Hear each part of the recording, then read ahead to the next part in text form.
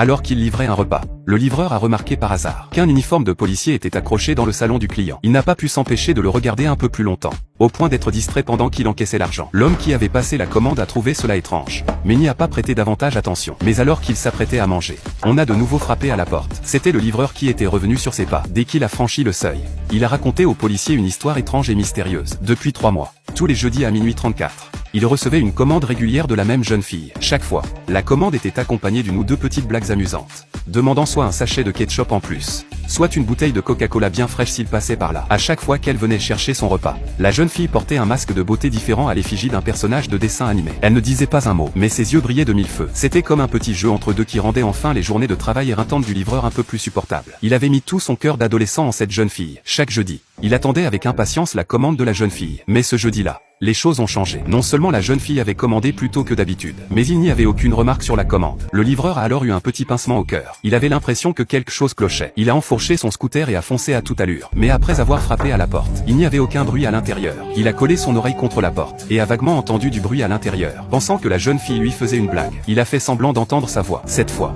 la porte s'est ouverte. C'était toujours ce masque de bande dessinée familier, mais dans les yeux qui apparaissaient, il n'y avait pas la moindre trace de sourire, seulement une peur qu'elle ne pouvait cacher. Au moment de prendre le repas, la jeune fille a soudainement serré très fort la main de Marc. Mais à ce moment-là, Marc n'y a pas prêté attention. Ce n'est qu'après être parti que le regard terrifié de la jeune fille n'a cessé de lui revenir à l'esprit. Il a soudainement réalisé qu'il s'agissait d'un appel à l'aide. Marc fit aussitôt demi-tour, mais malgré tous ses coups à la porte, il n'y eut plus le moindre bruit à l'intérieur. Ses coups répétés finirent par alerter un voisin. Marc s'empressa d'expliquer qu'il était livreur et qu'il venait de livrer un repas à la jeune fille qui habitait là. Mais le voisin lui répondit que cette maison était complètement inhabitée. Il appela immédiatement la police. Mais lorsque les agents arrivèrent sur place, après avoir vérifié auprès de la gérance, ils ont appris que la propriétaire de l'appartement, Lisa, était décédée dans un accident de voiture 6 mois plus tôt. Depuis, l'appartement était resté vide. Personne n'y habitait. Ils ont tous pensé que Marc, ayant veillé toute la nuit, avait eu des hallucinations et avait donné une fausse alerte. Mais seul Marc savait que tout cela était bien réel. Il a fouillé fébrilement dans ses commandes de livraison des 3 derniers mois pour tenter de prouver qu'il avait raison. Finalement, les policiers n'ont pas ouvert de dossier pénal,